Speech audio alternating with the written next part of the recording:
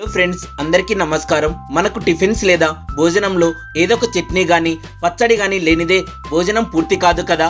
పుల్లగా కారంగా ఉండే చట్నీలంటే చాలా మందికి ఇష్టమే. అలా చట్నీలను ఇష్టపడే వారికి ఈరోజు స్పెషల్ పచ్చి టమోటాలతో చేసిన చట్నీ.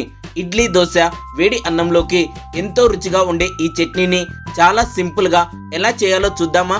అయితే ఫస్ట్ టైం మన టేస్టీ విందు ఛానల్ను చూస్తున్న వారు మరిన్ని అద్భుతమైన వీడియోల కోసం మన ఛానల్ను వెంటనే సబ్స్క్రైబ్ చేసుకోగలరు. అలాగే మేము చేసే వీడియోలు మీకు నోటిఫికేషన్గా రావాలంటే పక్కనున్న బెల్ ఐకాన్పై క్లిక్ చేయగలరు.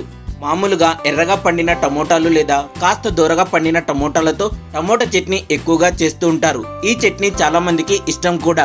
అలాగే పచ్చి టమోటాలతో చేసి చట్నీ కూడా ఎంతో అద్భుతంగా ఉంటుంది.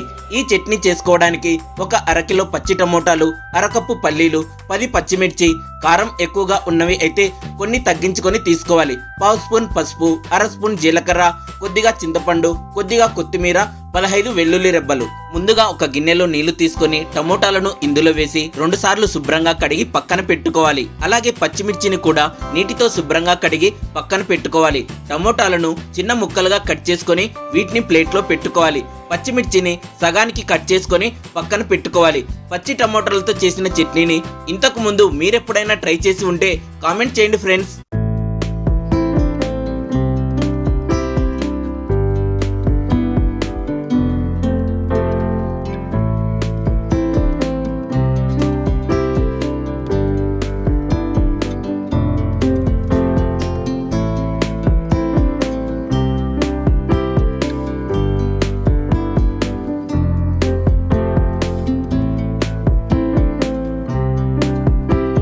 ఇప్పుడు స్టవ్ ఆన్ చేసి చిన్న కడాయి పెట్టుకొని ఇందులో అరకప్పు పల్లీలు వేసుకొని కలుపుకుంటూ వేయించుకోవాలి. పల్లీలను కలుపుకుంటూ తక్కువ మంటపై వేయించుకోవాలి, లేకపోతే పల్లీలు త్వరగా మాడిపోతాయి.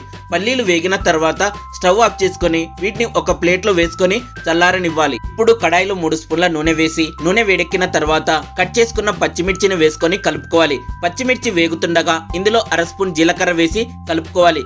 ఇవి వేగిన తర్వాత ముందుగా కట్ చేసుకున్న పచ్చి టమోటా ముక్కలను ఇందులో వేసుకొని బాగా కలుపుకోవాలి. ఇలా కలుపుకున్న తర్వాత మూత పెట్టి టమోటాలను మగ్గనివ్వాలి. కావాలంటే ఇక్కడ ఒక ఉల్లిపాయను చిన్న ముక్కలుగా కట్ చేసుకొని వేసుకోవచ్చు కూడా. టమోటాలు మగ్గేలోపు ముందుగా వేయించి పక్కన పెట్టుకున్న పల్లీలు చల్లారి ఉంటాయి కాబట్టి వీటిపైన పొట్టు తీసేసి వీటిని పక్కన పెట్టుకోవాలి.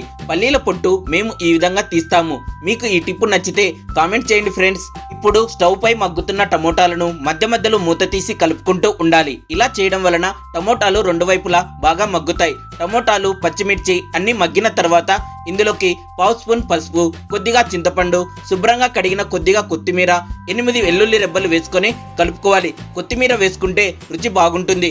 కొత్తిమీర వద్దనుకుంటే స్కిప్ చేయవచ్చు ఫ్రెండ్స్. 1/2 నిమిషం పాటు మూత పెట్టి ఉంచి ఒక్కసారి ఇలా కలుపుకొని స్టవ్ ఆఫ్ చేసి వీటిని చల్లారనివ్వాలి.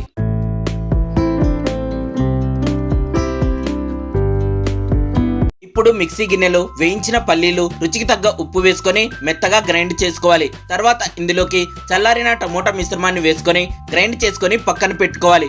మీకు రోలు అందుబాటులో ఉంటే రోట్లో దంచుకుంటే చట్నీ టేస్ట్ ఇంకా బాగుంటుంది. ఇప్పుడు ఇందులోకి పోపు ఎలా పెట్టాలో చూసేద్దాం. కడాయిలో 3 స్పూన్ల నూనె వేసి నూనె వేడెక్కిన తర్వాత 1/2 స్పూన్ జీలకర్ర, 1/2 స్పూన్ ఆవాలు, 1/2 స్పూన్ మినపప్పు వేసుకొని వేయించుకోవాలి. తర్వాత ఇందులోకి 7 వెల్లుల్లి రెబ్బలు వేసుకొని కలుపుకోవాలి. తర్వాత కట్ చేసుకున్న 2 ఎండుమిర్చి, కొద్దిగా కరివేపాకు వేసి కలుపుకోవాలి. వెల్లుల్లి కలర్ మారిన తర్వాత ఈ పోపులోకి మిక్సీ పట్టుకున్న చట్నీని వేసుకొని బాగా కలుపుకొని స్టవ్ ఆఫ్ చేసుకోవాలి. పుల్లగా కారంగా ఉండే పచ్చి tomato chutney ready friends. Idli, dosa, వేడివేడి అన్నంలోకి ఈ చట్నీ వేసుకొని కొద్దిగా నెయ్యి వేసుకొని తింటుంటే ఉంటుంది చూడండి, నెక్స్ట్ లెవెల్ అంతే. ఈ వీడియో మీకు నచ్చితే లైక్, కామెంట్ చేయండి. అలాగే మరిన్ని వీడియోల కోసం మన టేస్టీ విందు ఛానల్ను వెంటనే సబ్స్క్రైబ్ చేసుకోగలరు. Thank you.